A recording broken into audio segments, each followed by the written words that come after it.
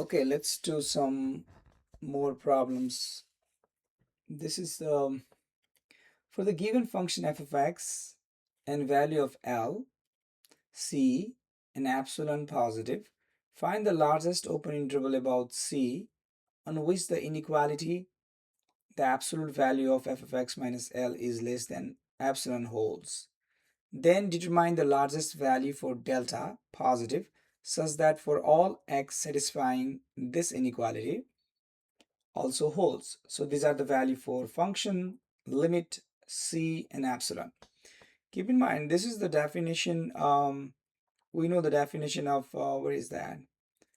Epsilon delta definition of the limit is this. For any epsilon, there exists delta. And if you are trying to find the delta, you can always follow these steps. First of all, write down your inequality and then solve that inequality in a way that it will convert to x minus c form, and that will help you to determine the delta. So that is the strategy we're going to apply here. In this problem, first of all, we start with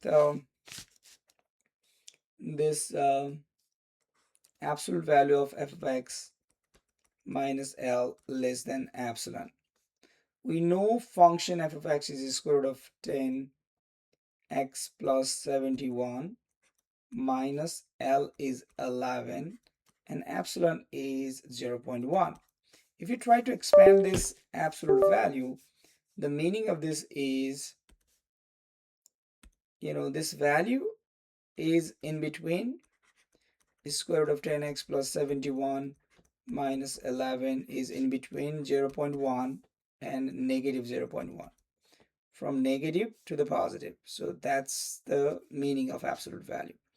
Now we need to go backward, and then from this f of x minus L less than epsilon, we try to go to x minus c, in this case 5, less than this delta, to find the value of delta. So you can see here is a radical sign. So we don't need radical sign, we just need x. So what we can do is we can simplify this. So first of all, add 11 here. You can add 11. So by doing that, it will be 11 minus 0.1, which is basically 10.9, less than square root of 10x plus 71, less than 11.1. And now we don't need this square root, so we can, because all these values are positive, so if you take the square of all this value, this inequality still holds. So 10.9, the square of that, 11.1 is square of that, and the square of that is without radical sign, which is 10x plus 71. I'm going to use a calculator for finding the value of this, calculator for finding the square of this. 10.9 square is 118.81. 118.81. And square of 11.1 is, square of that is 123.21. Our goal is to go from here to this form, so we need to isolate the x here in the middle part. So for that, we can just subtract 71 from this inequality, and then after that we can just divide this inequality by 10, because we would like to isolate this inequality. So if I go to the next step, in my next step, I would have 118.81 minus 71. That would be on my left side, which is 47.81. So on the left side, I have 47.81. In the middle side, middle part, I have 10x. And on the right side, I have 123.21 minus, that's a 21. It's wrong. Okay, let's start. 123.21 minus 71. and that is 52.21. 52.21 on the right side, 52.21. Now we would like to isolate x, so we are just going to divide this inequality by 10. Keep in mind, you can do these operations. So that would be 4.781 x and 5.221. So as you can see here, the largest open interval C on which the inequality this holds is, so if you look at here, on the x-axis, if you take anything from this interval, anything from here will go to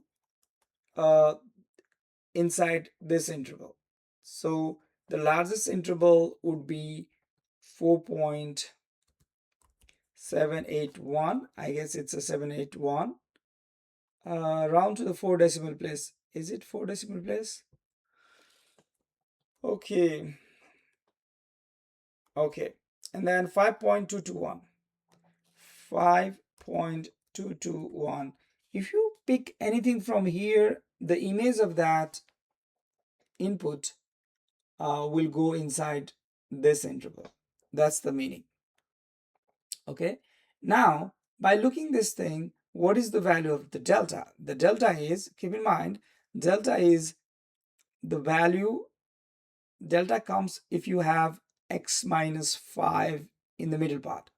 How do you do that? Just subtract 5 from this inequality. If I do 5 minus 5 and minus 5 here and minus 5 here, I'm going to get 4.781 minus 5, which is 4.781 minus 5, which is negative 0.21. So negative 0.219 is less than x minus 5 and less than 0.221. So as you can see here, you don't see the same number on the left side and right side. To find the delta, what you have to do is always find the minimum between these two values, not including this negative sign. Don't worry about the negative sign. Just take the values and take the minimum of them. So what is the minimum of 0.219 and 0.221? The minimum would be 0.219. So minimum between these two values would be 0.219. That will be your value of the delta.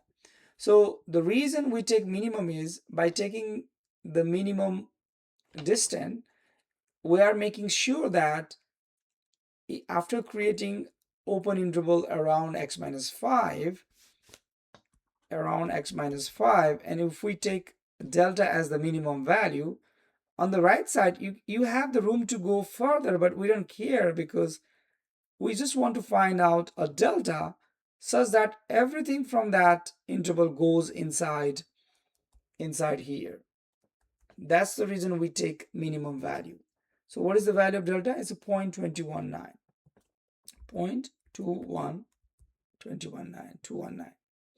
Okay. Okay, let's look at another example. For the given function f of x, this is the function. C is also given, which is 5, and positive epsilon is given. First of all, we would like to find out the limit. This function is a polynomial function, so finding the limit is very easy. The limit of this polynomial function when x approaches to c means 5 is the value of the function at 5, which is 6 minus 20, which is negative 14. So L is negative 14. After finding the L, the process of finding, which is negative 14, the process of finding delta is exactly same as the previous problem. You start with f of x minus L, which is in this case 6 minus 4x minus 14 less than epsilon, which is 0.01. So you do the simplification, negative 0.01, and you do the simplification here, 6 minus 4x plus 14.